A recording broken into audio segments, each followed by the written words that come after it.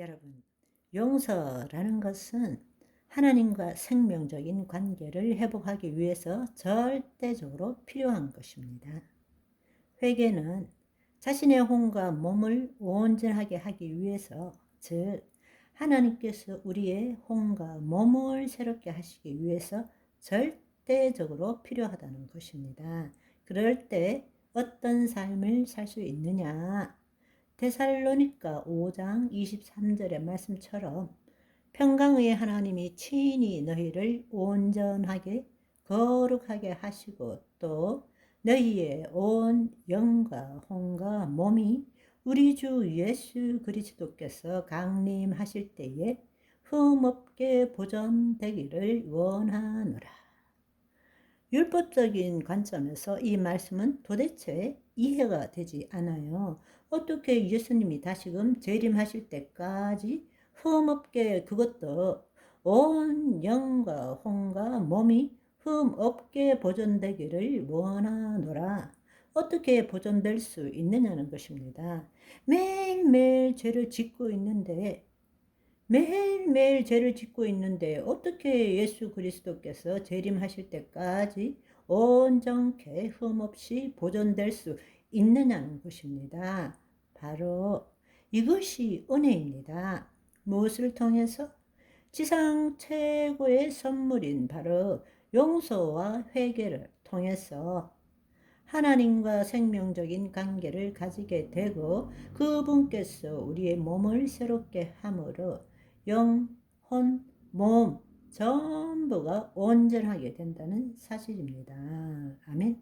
이제 여러분들이 하나님의 형상 회복하기가 무엇인지를 이해하셨다면 이제 본격적으로 용서가 무엇인지 회개가 무엇인지에 대해서 함께 알아보면 좋겠습니다. 첫 번째, 용서하지 못하는 마음이란 무엇인가? 용서하지 못하는 마음이라는 것은 너가 나에게 나쁜 짓을 저질렀고 그것으로 인해서 내가 고통받고 피해를 입었다라는 것을 의식할 때 느끼는 감정이 바로 용서하지 못하는 마음이죠.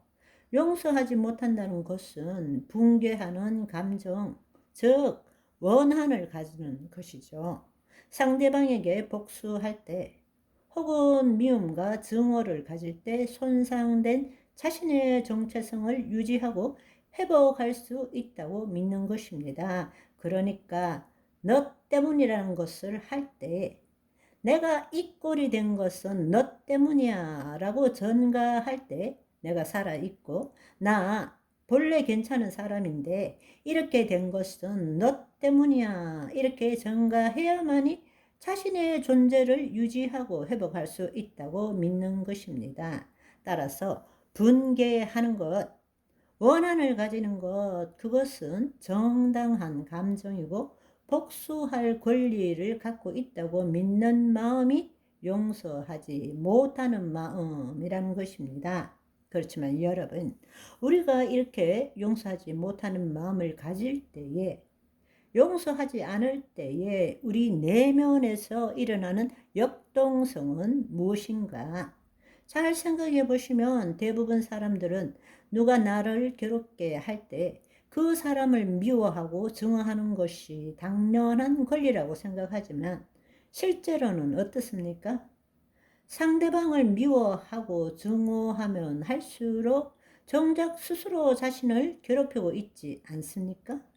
왜냐하면 상대방에 대한 미움과 분노와 증오는 자신 안에 있는 억울함과 원통함과 결핍과 부족을 더 증폭시키기 때문입니다.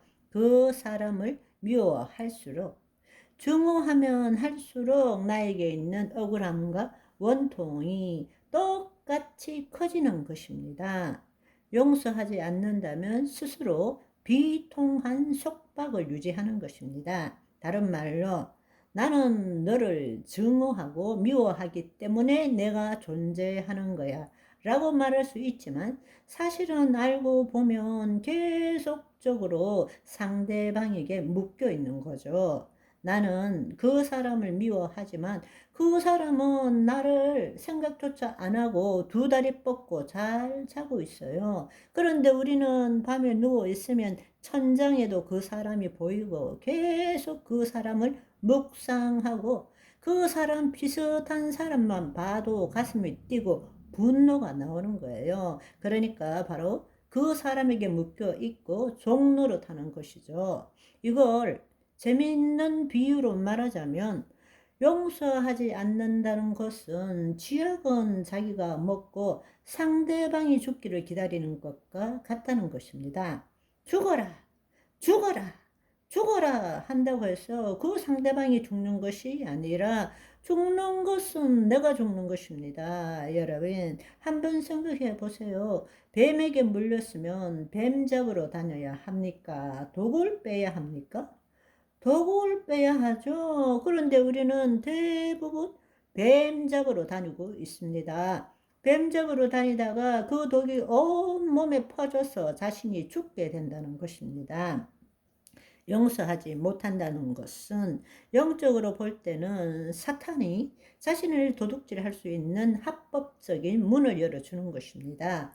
왜냐하면 미움, 증오, 원통, 억울함, 바로 이것은 악한 영들이 집 짓기에 가장 좋은 조건을 만들어 주는 것입니다.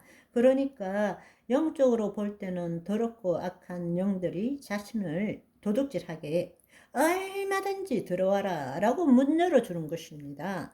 정신적으로 볼 때는 상대방에게 속박되고 묶여 있는 것입니다. 결국에는 자기 마음의 열쇠를 자기가 갖지 않고 상대방에게 주고 들어와서 마음대로 열고 마음대로 해라 이렇게 하는 것이 용서하지 않는다는 것입니다.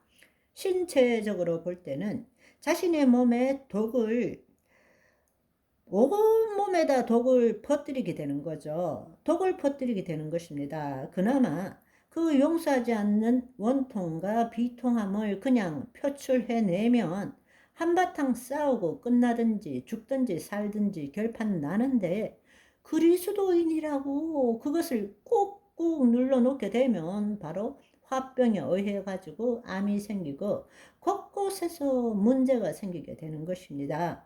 서서히 죽어가고 말라가는 거죠. 그러니까 신체적으로는 온몸의 독을 스트레스를 만땅으로 받고 결국 그것이 질병으로 표출될 수밖에 없다라는 것입니다.